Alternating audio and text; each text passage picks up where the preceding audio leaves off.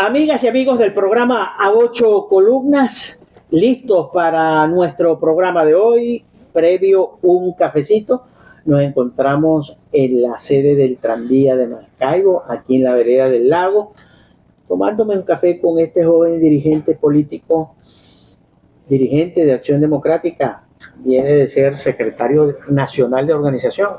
¿Sí? Bueno, es el precandidato presidencial de AD para las primarias. AD, partido que recién cumple 81 años de fundado, presenta una cara nueva, una cara renovada. Lo que muchos gritan que el país necesita de nuevas caras, de nuevos líderes, bueno, aquí están los nuevos líderes y las nuevas caras. Ahora corresponde conocerlos, muchos de ellos, con trabajos políticos hacia adentro de sus partidos, y en el marco de esta precampaña interna dentro de la oposición, hoy nuestro programa 8 columnas, agradeciendo la gentileza del doctor Juan Carlos Velasco y todo su equipo, vamos a conversar con Carlos Prosperi para saber quién es. ¿Verdad? Que antes de entrar de lleno en la cosa política, quiero presentarle al Zulia a este joven y que nos hable de quién es, dónde nació, quién es su familia, dónde estudió, de qué se graduó, en qué pueblo vivió. Así que te escuchamos atentamente. No, gracias por la invitación a ti, a las personas que nos están viendo esta mañana soleada además, donde estamos aquí en el Paseo del Lago, agradecido con la gentileza del pueblo zuliano, donde llegamos el día 14, después de darse un anuncio el día 13, el día del aniversario del partido, por parte de la dirección nacional del partido, con la dirigencia y con la militancia, donde no solo se conmemoraron esos 81 aniversarios, sino que se presentó, después de 23 años de este desastre que se vive en Venezuela, de una gestión gubernamental nefasta, donde no hay solución a los problemas de los venezolanos, logramos presentar por primera vez una candidatura presidencial propia para las elecciones primarias que se deben realizar el próximo año. Y cuando me preguntabas que quién es Carlos Prosperi, que de dónde viene Carlos Prosperi es caraqueño de nacimiento, hijo de madre guariqueña, porque mi segundo apellido es Manuip, hijo de padre oriental, carupanero, y desde que llegamos a Caracas, mis padres llegaron a Caracas, nací en Caracas, viví unos 6 años en la capital de Venezuela y nos mudamos al estado Guárico, estado donde considero es mi tierra, donde vive mi familia. De hecho, aún mis padres están en las Mercedes del Llano, un pueblo guariqueño. Ahí estudié mi primaria, estudié la secundaria, posteriormente estudié la carrera universitaria o la universidad. La estudié en la Universidad Bicentenaria de Aragua, abogado de profesión, un posgrado en Derecho Penal, y hemos estado en constante formación en torno a cursos, a algún tipo de diplomado que hemos llevado adelante a través de organizaciones como la Fundación Pablo Iglesias, el Partido Socialista Obrero Español. Hemos estado en intercambios con la Embajada de Estados Unidos y desde toda índole en un aprendizaje permanente. Y hoy les debemos decir que en el desarrollo político de mi carrera como tal o partidista, asumí la Secretaría Juvenil en mi pueblo, en las Mercedes del Llano. Posterior a eso fui secretario general en mi pueblo durante 3 años. Luego me correspondió ser secretario político del CES de Guárico 1 año, y después fuimos a unas primarias donde gané la Secretaría General de Acción Democrática. Fui 10 años secretario general del partido en Guárico. Diputado electo, periodo 2010-2015, 2015-2020 por mi estado. En el 2017 me llaman a la ciudad capital y me dan la responsabilidad de asumir la Secretaría General del partido en la capital, en el municipio Libertador.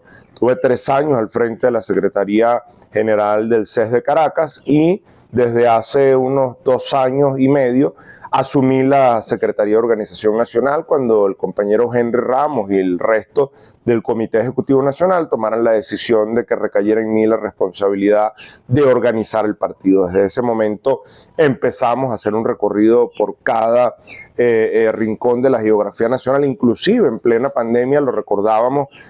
Zulia fue uno de los estados que estuvimos visitando permanentemente en las campañas del 21 de noviembre para las elecciones de gobernador, donde hoy el Zulia tiene un gobernador comprometido con su pueblo, como lo es el gobernador Manuel Rosales. Hoy la ciudad de Maracaibo tiene un alcalde, como lo es Rafael Ramírez, comprometido con los ciudadanos. Bueno, digamos, intensa carrera política, y yo diría meteórica carrera política.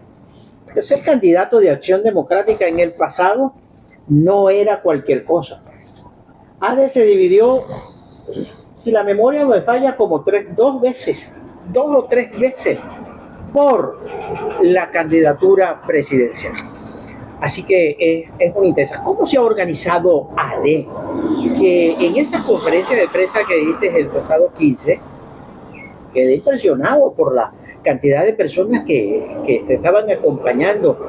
Entonces, si vienes de hacer la tarea de organización de ADE, ¿cómo está organizada ese partido que gritaba en el pasado que en cada pueblo, en cada municipio, en cada parroquia tenía que haber una casita de ADE? Bueno, hoy en día quizás no están las casas como deberían estar en el pasado por infinidades de situaciones que se han venido dando en el pasar del tiempo. Dentro de ellas, bueno, algunas expropiadas, otras invadidas, pero lo que hemos manifestado es una realidad. Nosotros no podemos tener, o quizás no tengamos, una casa, pero lo que sí tiene Acción Democrática es un militante de nuestra organización política en cada rincón de Venezuela. En Venezuela existe, en cualquier pueblo, por muy lejano que sea, un militante de nuestra organización política. Y lo que acababas de decir con la rueda de prensa, nosotros durante todo este tiempo vinimos organizando, revisando las estructuras, veíamos lo que era la revisión del Comité Ejecutivo Nacional, veíamos la revisión de los comités ejecutivos seccionales. Nosotros tenemos 25 seccionales en Venezuela. Nosotros revisábamos lo que eran los comités ejecutivos municipales, los comités ejecutivos parroquiales y, lo más importante, los comités locales. Y desde estos 2 años empezamos a constatar que estuviesen ahí, a fortalecer donde estaban las debilidades.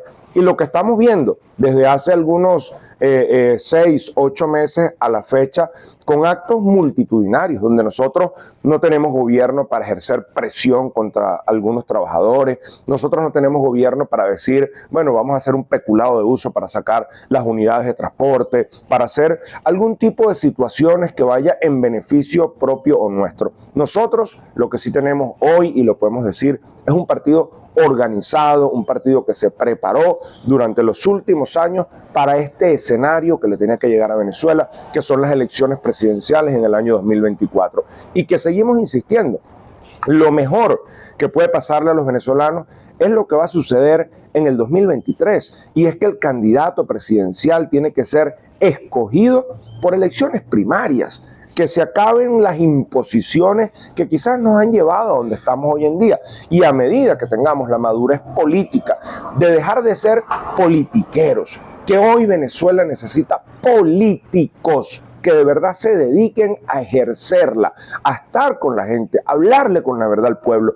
Desde ese momento creo que podemos cambiar toda esta situación que se ha venido suscitando en los últimos 23 años. Pero lo que sí les queremos decir es que tenemos el compromiso con Venezuela, y por sobre todas las cosas, estando aquí, el compromiso con nuestros hermanos zulianos, porque lo hemos venido manifestando. Nuestro compromiso es que el Zulia volverá a ser el primer estado petrolero de Venezuela, que vamos a devolverle la prosperidad, esa tierra pujante, donde veíamos en todo el lago de Maracaibo todas esas perforaciones que se estaban dando, todas esas situaciones en función de fortalecer la industria petrolera. Hoy en día lo que vemos es ruinas. Nosotros estuvimos en Cabima, estuvimos en Lagunilla, y cuando uno va observando el lago de Maracaibo, ver unas barcazas destruidas, uno lo que lo llama es una profunda reflexión, que el pueblo de Venezuela tiene que despertar de este letargo,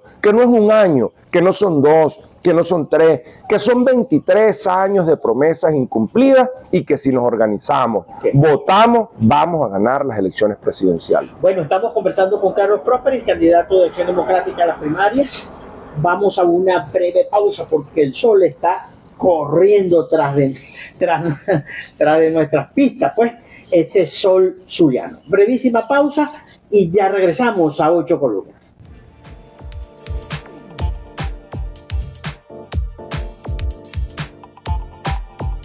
Ya regresamos con A 8 Columnas.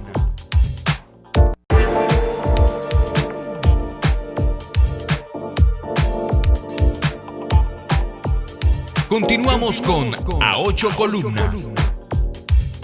Continuamos con nuestro programa A 8 Columnas. Nos movimos en función al sol.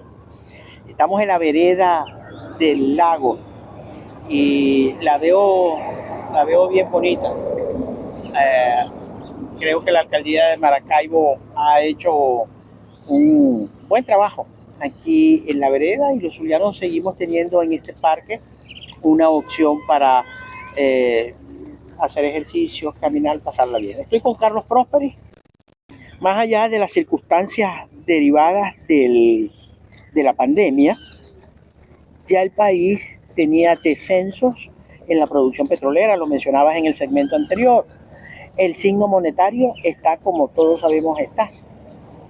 ¿Cuáles son las principales ideas que en materia económica maneja Carlos Prósperi? Mira, no, lo primero que tenemos que decir es que, como lo señalabas, no, Galicia, la realidad es que el país ha venido un descenso no solo en materia petrolera, sino, bueno, en materia económica. ¿Cuántos ceros no se le han quitado en la moneda y todavía continúan casi que emitiendo nuevos billetes sin quitar los ceros para tratar de decir que bueno, que el nuevo cono monetario ahora sí va a garantizar la estabilidad de la economía? Pero Venezuela se ha convertido en el único país en el mundo que es capaz no solo de acabar con el bolívar, sino que devalúa el dólar. Y nosotros hoy tenemos el compromiso de poder devolverle una estabilidad económica al país. ¿Y por qué devolverle? ¿Cómo, candidato? ¿Cómo se lo... Allá vamos. ¿Y por qué devolverle la estabilidad económica al país? Lamentablemente, Venezuela se convirtió en un país netamente dependiente de la renta petrolera y de la producción, que estaba alrededor de unos 2.700.000, 3 millones de barriles, donde además se mantuvo la mayor bonanza petrolera, porque el precio del barril de petróleo estaba siempre en el orden de los $100 por barril. Y cuando uno observa que ingresó una cantidad muy importante al país a través de la renta petrolera, ¿qué sucedió con eso? Se hizo proselitismo político, no se sembró el petróleo, no se reinvirtió el petróleo en cosas que podían ser de avance y para el futuro poder tener un resguardo. Y yo he venido poniendo algunos ejemplos en el mundo. El Reino de Noruega era un país, o fue un país muy pobre, que dependía de Suiza y de Suecia. Y en el Reino de Noruega logramos observar cómo a partir de los años 60 empezaron una explotación petrolera. Y esa explotación petrolera llevó a que ellos pudiesen tomar lo que generaba la explotación del petróleo, pero reinvertirlo en bolsas. Y hoy en día el Reino de Noruega tiene una estabilidad económica y sus grandes reservas están en las bolsas mundiales, donde están alrededor del 1.5%. Y hoy Noruega es uno de los países con una estabilidad económica de primera, con unas reservas consolidadas. Y otra de las situaciones, pareciera mentira, pero los países que estamos más atrasados y que somos más pobres, nos hemos dedicado única y exclusivamente a generar pobreza. Y que apostarle a seguir dando algunas dádivas y eso empobrecer a la gente, a las personas y a la gente. ¿Qué es lo que tenemos que hacer? Y sigo insistiendo en este tema, que tenemos que apostarle a la ciencia y a la tecnología. Porque si tú le apuestas a la ciencia y tecnología, a la educación, que es mucho más económico que cualquier otra situación, vamos a tener estos jóvenes que los hemos visto, por ejemplo, en la NASA, que los hemos visto en grandes empresas en el mundo destacándose, aportándole esos conocimientos a Venezuela y a su patria, a su país. Y desde ahí poder avanzar hacia un país de prosperidad. Y podemos poner un ejemplo muy sencillo. Los países más pobres, incluyéndonos a nosotros en Venezuela, lo que hacemos es producir la materia prima. Y te voy a poner el ejemplo del cacao.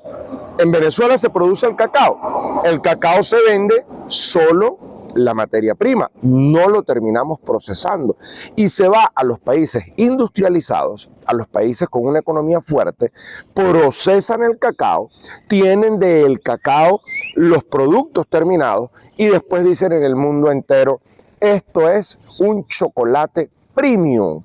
Y le ganan muchísimos más de lo que se ganan nuestros productores y nosotros simplemente no obtenemos el beneficio que debemos obtener. ¿Y qué es lo que quiero decir con esto? Que nosotros tenemos que reimpulsar la economía aperturándole los brazos y las puertas en Venezuela a todo ese capital extranjero, a nuestros productores agropecuarios, a nuestra gente que están desasistidos. Yo que vengo de tierras llaneras, hoy la agricultura en Venezuela está en el piso, está acabada, no hay ningún tipo de programa que pueda atender a nuestros campesinos, a nuestros productores y a nuestro pueblo. Y por ende, cada día que pasa, seguiremos más dependientes de lo que es la política de puerto y no poder nosotros llevar adelante eso hecho en Venezuela. Bueno, estás en un estado con producción agrícola y pecuaria muy importante.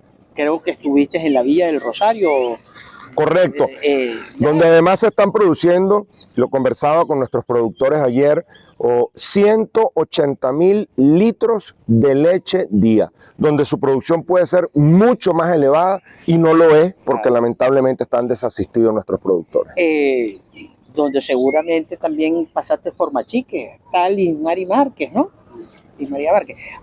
El Zulia, por supuesto que como el país cayó en producción agrícola y pecuaria, ¿ahí qué hay que hacer? ¿Cuál es tu idea para levantar la producción de alimentos en el país? Mira, lo primero que hay que hacer es poner orden, porque lamentablemente las producciones, no solo en el Zulia, en Venezuela... ¿Qué significa, joven? ¿De qué se trata eso? Poner orden porque no hay gobierno, no hay quien gobierne, no es justo que se siga permitiendo que existan extorsiones y secuestros en contra de nuestros productores, que algunos tengan que abandonar su unidad de producción porque se sienten que están atentando o van a atentar contra sus vidas. Y eso no se puede permitir. Nosotros tenemos que tener mano dura contra este tipo de situaciones. Nosotros hoy tenemos que garantizarle a nuestros productores que puedan tener el combustible a tiempo, porque todos sabemos que una semana hay suministro del diésel y después 2 o 3 semanas el diésel se desapareció. Otra semana vemos que tenemos nuevamente el suministro del diésel y después se vuelve a desaparecer. ¿Y cómo funcionan nuestras máquinas? ¿Con el aire? ¿Con el viento? ¿Con energía solar? No, con el diésel, con el gasoil, que no se consigue porque lamentablemente no hay esa producción necesaria de gasolina y de diésel para nuestros hermanos venezolanos. ¿Qué tenemos que llevar adelante?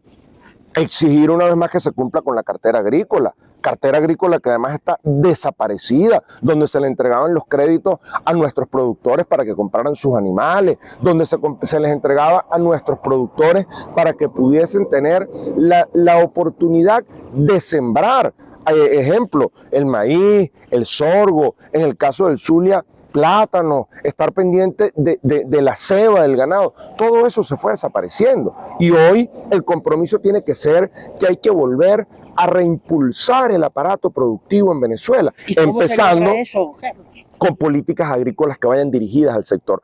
Yo te puedo poner un ejemplo. Aquí existían programas sociales, como por ejemplo Fondafa, Fondas, asentamientos campesinos, el Instituto Nacional Agrario de Tierra. ¿Y qué sucedió? Bueno, que eso se desapareció Y se desapareció, ¿por qué? Porque lamentablemente empezaron a hacer proselitismo político. ¿Y a quiénes les entregaban los créditos agropecuarios? A las personas que militaban dentro del Partido Socialista Unido de Venezuela, a personas que jamás habían sembrado, que jamás tenían la noción de cómo se podía mantener una siembra. ¿Y qué era lo que sucedía? El Estado le entregaba los insumos, le entregaba los recursos, e inmediatamente las personas agarraban eso, se los vendían a un tercero y no le pagaban a la nación.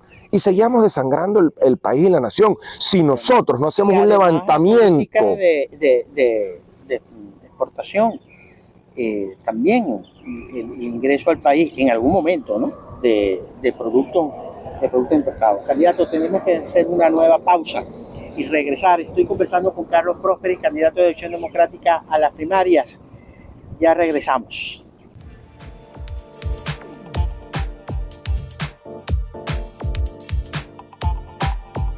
Ya regresamos con A Ocho Columnas.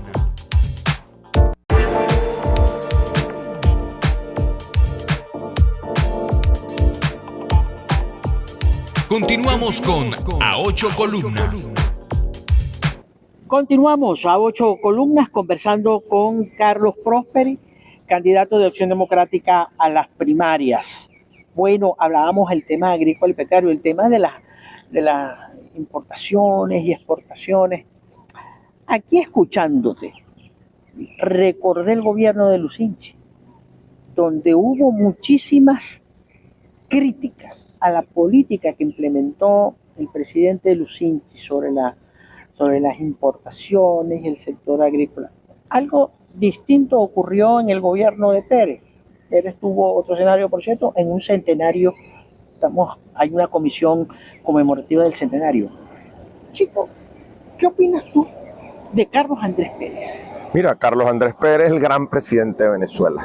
O sea, el hombre que le trajo la transformación al país, el hombre que le trajo ese progreso a Venezuela y que, ojo, gracias a un anuncio de algunas pequeñas medidas económicas se desató todo lo que venían gestando por ahí de un movimiento para que la gente saliera a protestar.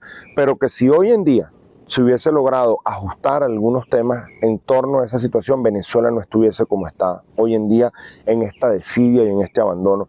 Pero bueno, Carlos Andrés fue un hombre que tuvo el compromiso de recuperar la producción petrolera, de estar al frente, de poder impulsar la agroindustria en Venezuela, donde inclusive debemos señalar que, por ejemplo, en el caso de Valencia, en una visita por el estado Carabobo, toda esa zona industrial de Valencia, las personas recordaban que en el gobierno de Carlos Andrés Pérez se exoneraban los impuestos y se daban algunos años muertos para poder así ellos tener la garantía de levantar sus empresas y de poder producir en Venezuela. Eso se ha perdido. Hoy en día lo que vemos es que el Estado, como ya no es ese emporio petrolero Venezuela, lamentablemente le mete la mano en el bolsillo a nuestros empresarios, le mete la mano en el bolsillo al pueblo, porque fíjate, ahora hemos venido escuchando que va a existir una ley de armonización tributaria.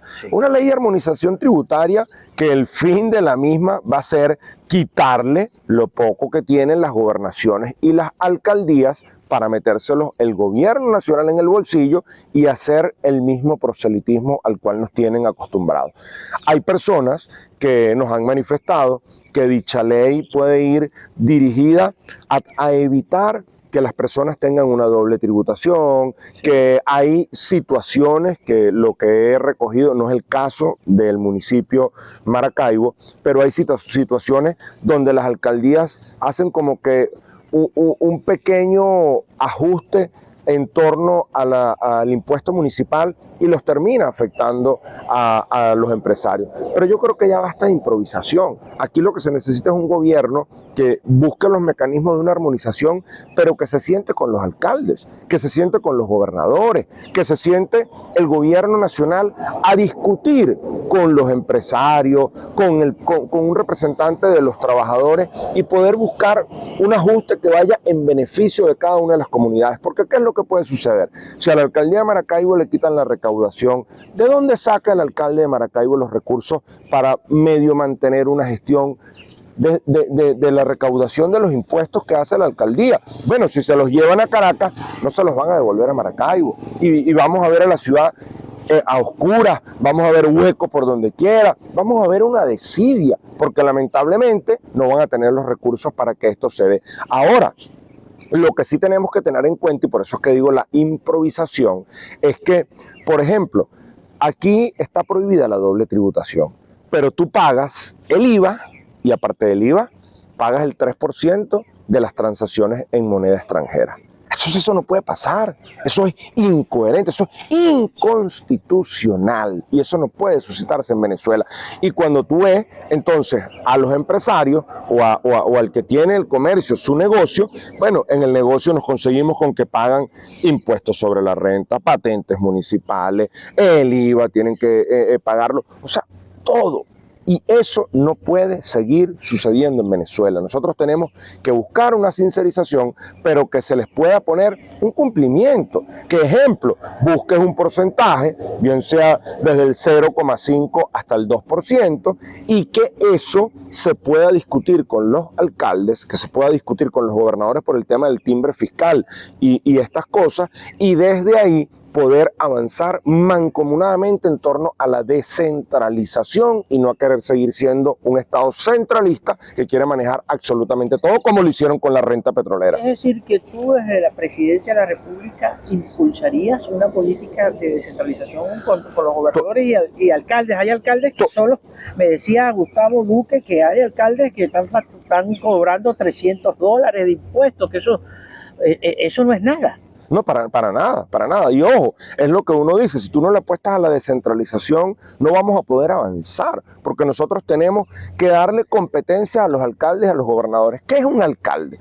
El alcalde es la máxima autoridad del municipio. ¿Qué es un gobernador? La máxima autoridad del Estado. Por ende, tú tienes que darle a ellos lo que le corresponde, porque entonces si no, tendrías que eliminar a los alcaldes y a los gobernadores porque es una figura decorativa, un jarrón chino. Y eso no puede suceder. Y nosotros hoy, ¿qué es lo que sabemos? Que todo esto lo que persigue es que como no tienes los recursos por el ingreso del petróleo, porque apenas estamos produciendo entre 500 y 600 mil barriles día, porque no se reinvirtió el petróleo en cosas que fueran productivas y que generaran una economía estable a Venezuela, bueno, lamentablemente ahora lo que quieren es meterle la mano a los tributos municipales y regionales y ponérselos todos en el bolsillo, y es decir, a este le doy y a aquel no le doy, y eso no puede seguir sucediendo en Venezuela. Bien, hablamos sobre el tema agrícola, pero el tema petrolero me parece muy importante. Obviamente somos un país que, en teoría, vive del petróleo. Tú has dicho que le devolverás al Zulia su grandeza petrolera. Perdóneme ese epíteto que pudiéramos añadir, pero el Zulia, yo le escuché en una ocasión al doctor Fernando Chumaceiro decir, por ejemplo, que en La Unilla se ha sacado tanto petróleo que la tierra se hundió. La Unilla presenta un problema demográfico grave, un muro, está por debajo del nivel del lago de Maracaibo, y la producción petrolera del Zulia está bastante comprometida. Dependemos de petróleo, pero ¿cómo va a ser Carlos Prósperes para levantar la producción de petróleo con un escenario internacional complejo? Sanciones, restricciones para la posibilidad de que PDVSA pueda hacer operaciones. ¿Qué has pensado sobre esto? Mira, definitivamente lo que hay es que devolverle PDVSA a quienes conocen la industria petrolera, no seguir improvisando. ¿Por qué se cayó la producción petrolera? Bueno, porque debemos recordar que se acabó con aquella meritocracia, que le dieron quizás un mal nombre, pero era la gerencia que conocía la industria. Yo no puedo pretender manejar un avión si en mi vida lo he volado. O sea, yo no puedo pretender agarrar y decir, no, voy a manejar, un barco, cuando no lo he manejado. O sea, aquí lo importante es que, como decimos en el argot llanero, zapatero a su zapato, que nosotros tenemos que buscar esas gerencias que conocen la industria y obviamente dar una apertura, porque debemos recordar que en los gobiernos de la democracia logramos la nacionalización del petróleo, así como la nacionalización del hielo, el hierro, y específicamente en los gobiernos de acción democrática, porque nosotros llevamos adelante la nacionalización del petróleo y del hierro. ¿Y qué sucedió? Bueno, que poco a poco, más allá de lo que era darle esa estatización, que el Estado estuviese ahí, bueno, fueron haciendo lo que les dio la gana y con un doble discurso, además, porque un doble discurso que decían, bueno, ahora sí PDVSA es del Estado venezolano, pero ¿y dónde dejamos a Rufnés, por ejemplo? En lo que es Petromonagas y Petrocedeño. Bueno, son empresas mixtas, donde casi que el 50% lo tienen las empresas rusas y el otro 50% lo tienen las empresas o la estatal petrolera venezolana. Nosotros tenemos que buscar retomar algunos convenios, todo lo que hemos visto a través de las guerras, más bien el mundo está con una gran carencia de suministrarle petróleo y sobre todo, por ejemplo, Estados Unidos. Estados Unidos, cuando uno logra observar el aumento de la gasolina cada día, es justamente porque la guerra que se está dando en Ucrania, bueno, ha llevado a que ellos no tengan esa misma cantidad de barriles de petróleo y eso lleva a que se incrementen los derivados del petróleo. Nosotros tenemos que buscar convenios con empresas internacionales que puedan regresar a Venezuela y desde ahí garantizar que se eleve la producción petrolera, pero que se eleve no simplemente para seguir siendo un país rentista, no, que lo que se produzca a través de la renta petrolera sea reinvertido en fortalecer el campo venezolano, nuestros productores, en fortalecer a los empresarios a través de microcréditos, a través de la banca del Estado y la banca pública, poder garantizar que se les entreguen los créditos. Mira, yo hace poco recordaba que aquí se ha desaparecido absolutamente todo, que quién no se recuerda de una ley de política habitacional. Bueno, ¿Y dónde está la ley de política habitacional? Eso es un recuerdo. Bueno, Carlos, tenemos que ir a una pausa. Vamos rápidamente a una pausa y cerramos nuestra conversación con Carlos Prósperi, candidato de Acción Democrática a las primarias.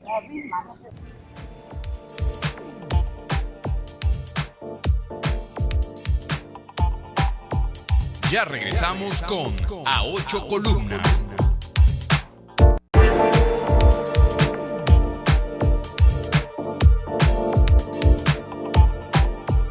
Continuamos con A Ocho Columnas.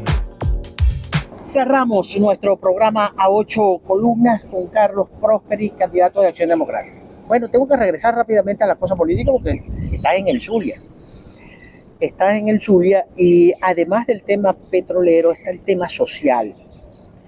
El próximo presidente tendrá que definir una política social que saque de la pobreza a un importante número de venezolanos en línea general. Los economistas llaman esto un programa de estabilización macroeconómica, pero eso se lo dejamos a los economistas para que expliquen muy bien de qué consiste eso. Pero el tema social, ¿cómo lo analiza Carlos Prósperi? Mira, definitivamente tiene que existir un planteamiento social y no un planteamiento político y de politiqueros. ¿Y por qué te digo esto? Bueno, porque lamentablemente los programas sociales en Venezuela se han manejado para hacer proselitismo político. Y le dicen a las personas, si usted quiere optar por algún programa de estos que ellos han generado, usted tiene que tener el carné de la patria. Nosotros no tenemos que tener carné de la patria. Los venezolanos lo que tenemos que tener es la cédula de identidad.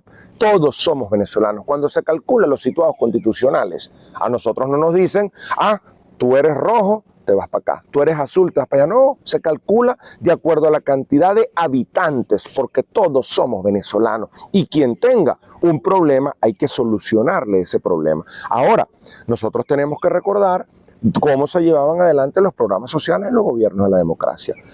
Cuando hablamos, por ejemplo, de la parte agrícola y de lo que es, o agrícola y pecuaria, y de lo que es nuestros productores, debemos recordar que los campesinos en los gobiernos de la democracia se llevaron adelante sus programas a través de los asentamientos campesinos, donde además se buscaba ese sector, se construía una casa, se le ponía agua, se le ponía una escuela, se le ponía luz, se le ponía un módulo médico asistencial, los ambulatorios, se les entregaba una parcela, los insumos a tiempo, un tractor y se les entregaba una moto para darle vuelta al conuco. Y eso se acabó y se desapareció.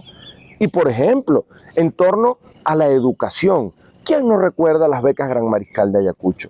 Un programa que iba dirigido para que esos universitarios que ya habían terminado su carrera pudiesen hacer sus posgrados y formarse en el exterior, donde el Estado les daba el financiamiento necesario para eso. Eso desapareció en Venezuela. Cuando uno ve las universidades en el país en un caos, en un abandono, en un olvido, nuestros educadores mal pagados. ¿Y a quién se le puede olvidar que cuando iniciaba el año escolar en los gobiernos de Acción Democrática nos entregaban un morral azul marino con 2 letras blancas que no decían AD, decían ME, Ministerio de Educación, y nos daban los útiles escolares. Y en la mañana nos daban un vaso de leche escolar y decía INN, Instituto Nacional de Nutrición. Y donde no llegaba el vaso de leche escolar, se garantizaba para que no se perdiera la cadena de frío y se mandaban unas tabletas de Lactobisoy. Y al mediodía, en los comedores escolares, cocinada la comida por la sociedad de padres y representantes, nos daban carnita mechada, arrocito, ensalada, arepita, tajada, un juguito y de ñapa una fruta. ¿Ahora qué le dan a nuestros niños? A nuestros niños les dan una bandeja de aluminio con comida recalentada. En algunos lados les dan arroz con bollo. Ojo, no pollo con y mucho menos pechuga. Bollo pelón. En otros les dan arroz con lentejas. En otros les dan arroz con sardina.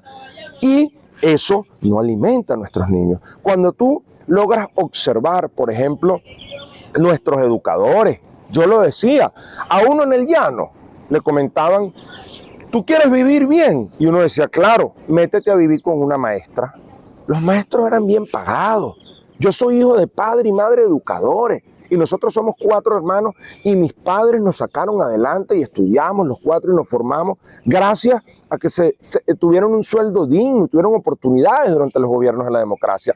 Nuestros educadores no pueden olvidar que tenían un HCM de primera, que tenían el IPASME, que tenían un sueldo donde además se les pagaban sus bonos sin salir a protestar como lo hicieron este año nuestros educadores para poder pagarles algo que les corresponde, donde además les daban un crédito para darle una casa por el IPASME. Les daban un crédito para entregarles vehículos. Y eso se desapareció. Y eso hoy no existe en Venezuela. ¿Cuánto gana hoy un educador en nuestro país? 130 bolívares es lo que gana un educador en Venezuela. ¿Y cuánto representa eso de acuerdo a la tasa del Banco Central de Venezuela?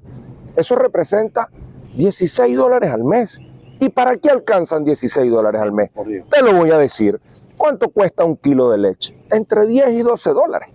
¿Cuánto cuesta medio kilo de café? Entre 5 y 6 dólares. Resulta que compran la leche, compran el café y no tienen ni el azúcar para endulzar el café y no tienen ni para comprar un paquete de harina de maíz precocida. Bueno, es dramática, es uno de los retos que tendrá el nuevo gobierno, si hay un nuevo gobierno, porque la economía del país debe arreglarse para que pueda haber una política social de impacto que recupere de la pobreza a tantos venezolanos. Mira, el gobernador Manuel Rosales ha lanzado una propuesta de descongelar los recursos económicos, por ejemplo, del oro que están en el exterior y todas aquellas cuentas congeladas en el exterior para ser destinada al tema de los servicios públicos. Por ejemplo, el Zulia enfrenta una crisis eléctrica que requiere de una inversión gigantesca. ¿Qué opinas tú de esta propuesta de Manuel Rosales? Mira, primero felicitar al gobernador por el trabajo que ha venido haciendo en el estado Zulia, al cual le deseamos el mayor de los éxitos en su gestión. Persona conocida por todos los zulianos como exitosa, como trabajadora, como siempre estar atenta a su pueblo zuliano.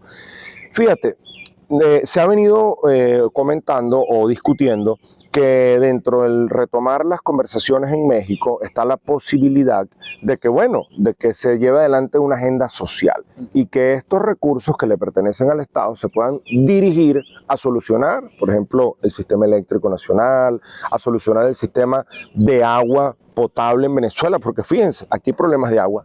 Y atrás tenemos un lago, una inmensidad, y es algo ilógico. O sea, uno no logra entender cómo teniendo tanta agua, Maracaibo y el Zulia estén padeciendo del problema con el agua potable. Pero la solución no está en simplemente poner paños tibios. Aquí lo que se trata es que hay que pensar en grande y empezar a generar mayor capacidad de kilovatio en el país. ¿Por qué digo esto? Porque lamentablemente más nunca se construyó una presa en estos 23 años que te pudiese generar electricidad. No se le dio el mantenimiento necesario a las turbinas del Guri y por eso hoy tenemos el problema en el Guri. Nosotros hoy debemos decir que tenemos que tener en cuenta que quizás con eso solucionamos el problema, pero eso puede ser pan para hoy, hambre para mañana. ¿Y por qué te digo esto? Si tú tienes unos ahorros en tu cuenta y en tu casa y agarras los ahorros y te los gastas todos, ¿qué vas a tener tú para mañana o pasado poder solucionar cualquier eventualidad? ¿Y por qué digo esto? Porque todos los países para tener una economía fuerte tienen que tener reservas. Y si nosotros agotamos nuestras reservas, en este momento no vamos a buscar una solución a futuro. Aquí lo que se trata es que entendamos que hay que dar una apertura económica a Venezuela, donde inclusive, no para que seamos, lo vuelvo a repetir, un país rentista meramente. ¿Pedirías a Estados Unidos el levantamiento de las sanciones? Mira, es que nosotros no pedimos las sanciones para empezar, ni tampoco las impusimos. O sea, ni tampoco las vamos a levantar porque no las pusimos. Pero yo sí considero que las sanciones en el mundo no han buscado ningún resultado. ¿Cuántos años tiene Cuba bajo sanciones? Y los cubanos todavía viven como viven. Se lanzan a los tiburones. Bueno, hoy en Venezuela vemos como nuestros hermanos venezolanos se le lanzan al Darién. O sea, y nosotros eso no nos ha ayudado, porque además atenta... ¿Te refieres a Acción Democrática? No, y a Carlos Prosperi. Nosotros en ningún momento pedimos sanciones. Nosotros no dimos aplique esta sanción o quita esta sanción. Nosotros no. Porque, ojo, las sanciones quizás, porque hay dos tipos de sanciones. Unas sanciones dirigidas a las personas como tal, tendrán las razones que tengan o no los estadounidenses o el gobierno de Estados Unidos para esas sanciones, pero hay otras que son contra la República y contra el Estado, y esas no es que afectan simplemente a los que están en el gobierno, esas nos afectan a todos los venezolanos, porque nosotros vivimos en este pero Estado. El nuevo presidente entonces tendrá que pedir ese levantamiento, te pregunto. Bueno, pero es que claro, además, es tácito, presumo yo, que una vez que se cambie de este modelo económico, deberían levantar las sanciones, y si no las levantan, nosotros tenemos que exigirlo, y además, hay países como Irán, que a pesar de tener sanciones, ahí están en una economía fuerte y no se han detenido. Lo que pasa es que en Venezuela tenemos 23 años de improvisaciones y esas improvisaciones no pueden seguir sucediendo. Bueno, el tiempo se nos venció. Nos queda el tema internacional. ¿Cuál es tu visión sobre política internacional? El tema sobre la política militar. Pero lo vamos a dejar para la próxima. Claro, y estaremos de vuelta. De verdad, gracias por la invitación. Decirles a mis amigos, a mis compañeros zulianos, que estamos en esta lucha, que no vamos a abandonarla, que hoy les queremos garantizar que vamos a estar unidos en el año 2023, una vez que se den las elecciones primarias para escoger el candidato unitario de la Alternativa de Cambio, pero que hoy les queremos decir que después de 23 años de Acción Democrática en esta gestión gubernamental, no haber presentado candidatura propia, hemos salido a las calles, nos hemos preparado, nos hemos organizado y que no hemos salido simplemente a competir y a participar. Hemos salido a ganar las elecciones primarias y a ganar la presidencia de la República, porque en el 2025 se tiene que gobernar para todos los venezolanos por igual. Bueno, muchísimas gracias, Carlos Prosperi, candidato de Acción Democrática a las primarias. nos quedó mucho material, el tema de las tarjetas, cómo van a ser, y todo el trabajo que viene realizando la plataforma unitaria. Si volveríamos a ver a una AD totalmente unida, serán temas para nuestra próxima conversación. Así que muchas gracias por estos minutos con nosotros. Estuvimos en la cámara de Tony Romero. Sigan con nuestra excelente programación, será de noticias. Y donde está la noticia, está Galicia. Más vale creer en Dios que en hombres poderosos. El Señor bendiga sin límites al pueblo zuliano.